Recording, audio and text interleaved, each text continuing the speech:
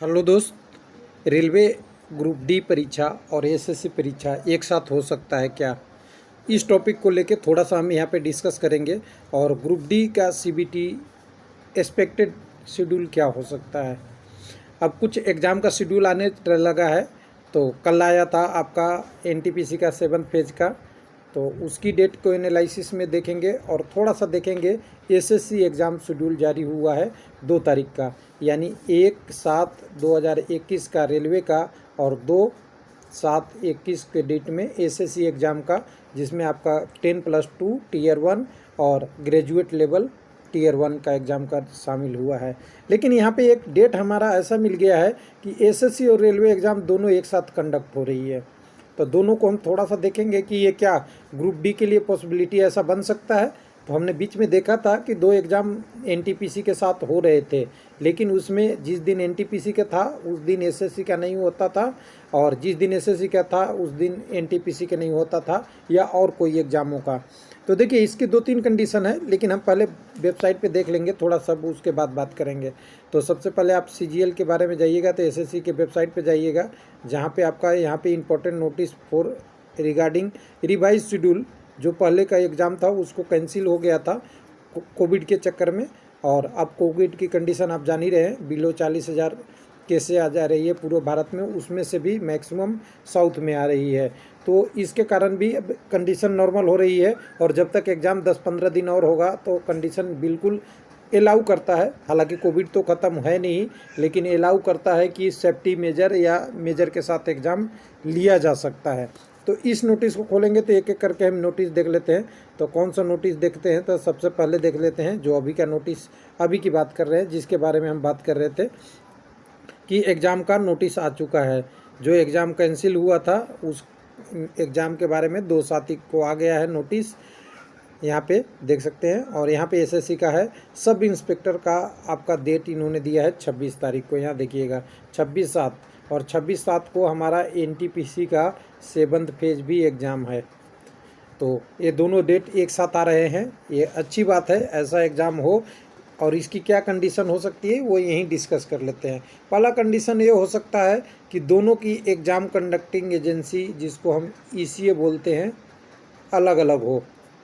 तो बिल्कुल ये चांस है, सबसे बड़ी ऐसी कंडीशन होगी तो उस कंडीशन में एग्ज़ाम दोनों को एक साथ हो सकता है। दूसरा कंडीशन ये हो सकता है कि कैंडिडेट कम हो, कुछ सेंटर पे एसएससी के कैंडिडेट और कुछ सेंटर पे रेलवे कैंडिडेट की सीटिंग दे दिया जाए, ये भी हो सकता है। और तीसरा कंडीशन और भी हो सकता है कि एग्ज़ाम कंडक्टिंग एजेंसी ऐसा अरेंजमेंट किया हो कि एक शहर में एसएससी का, दूसरे शहर में रेलवे का एग्ज़ाम हो, तो ये भी पॉसिबल हो सकता है। तो ये सारी चीज़ें हैं, इसी पे डिस्कस करेंगे ग्रुप डी का, तो थोड़ा सा समझेंगे आगे। तो यहाँ पे देखिए आपका सीजीएल का एग्ज़ाम का बात दिया है, यहाँ पे 10+2 के लिए 4 तारीख से 12 तारीख तक, और combined graduate level examination tier 1 का 13। अब इस हिसाब से हम देखेंगे तो पूरा हमारे अगस्त मंथ, थोड़े दिन छोड़ के 24 तारीख से आगे 31 तारीख वाला डेट या 30 तारीख जो लास्ट डेट होगा, वहाँ तक का एसएससी के एग्ज़ाम में ही कंज्यूम हो जा रहा है। तो क्या आपका ग्रुप डी का एग्ज़ाम नहीं हो सकता?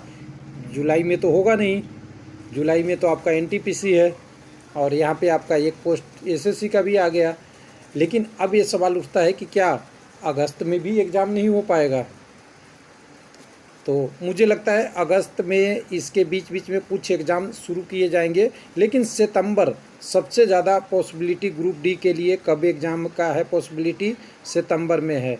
तो सितंबर में आप कहिएगा कि एमटीएस का भी एग्ज़ाम एसएससी वाला आ जाएगा, मल्टीटास्किंग ये भी है। तो अब इस कंडीशन में हमें लगता है दोनों एग्ज़ाम को पैरेलल लिया जाएगा। अभी एक्सपेक्टेड है, फाइनल तो नहीं है, लेकिन ये दोनों एग्ज़ाम पैरेलल में चलेंगे, समानांतर में चलेंगे। यानी ग्रुप डी की एग्ज़ाम की संभावनाएं 24 अगस्त यानी 50 अगस्त से लेके आपकी सितंबर के शुरुआत तक बहुत बड़ी चांस है कि ग्रुप डी की एग्ज़ामें हो जाएगी। ये एनालिसिस है, कोई ऑफिशियल डाटा नहीं मैं बता रहा हूँ, एनालिसिस है। क्योंकि हम अगर देख पाएंगे तो एमटीएस वाला जो आपका आया था नोटिस, उसमें एग्ज़ाम होनी थी 1/7 से एज पर शेड्यूल, वो पोस्टपोन्ड हो गया था 1/7 से 20/7 तक। अगर हम बात करेंगे जब हमारा 24/8 तक CGL का एग्ज़ाम है तो ये एग्ज़ाम उसके बाद ही होगा। अब के हिसाब से आपका MTS का मल्टीटास्किंग एग्ज़ाम का CI से ये तो आपका दिल्ली पुलिस इंस्पेक्टर का, सब इंस्पेक्टर का तो हो गया। तो ये एग्ज़ाम अब कब पहुँच रहा है, और ये इसलिए एनालाइसिस हो रहा है कि एग्ज़ाम कंडक्टिंग एजेंसी एज्यूम किया जा रहा है कि ग्रुप डी का भी सेम होगा, क्योंकि रेलवे का अभी NTPC और SSC का दोनों का लगभग आपका सेम ही है, क्योंकि कोई डिक्रेशन तो नहीं आता, लेकिन हम नेट से देखते हैं तो क्लियर है दोनों एक एग्ज़ाम कंडक्टिंग TCSC है। तो यहाँ पे अब ये सवाल बढ़ता है कि 24/8 के बाद MTS भी है और ग्रुप डी भी है, तो 24/8 के बाद दोनों एग्ज़ामों पैरेलल में चलेगी, नहीं तो डिले हो जाएगा।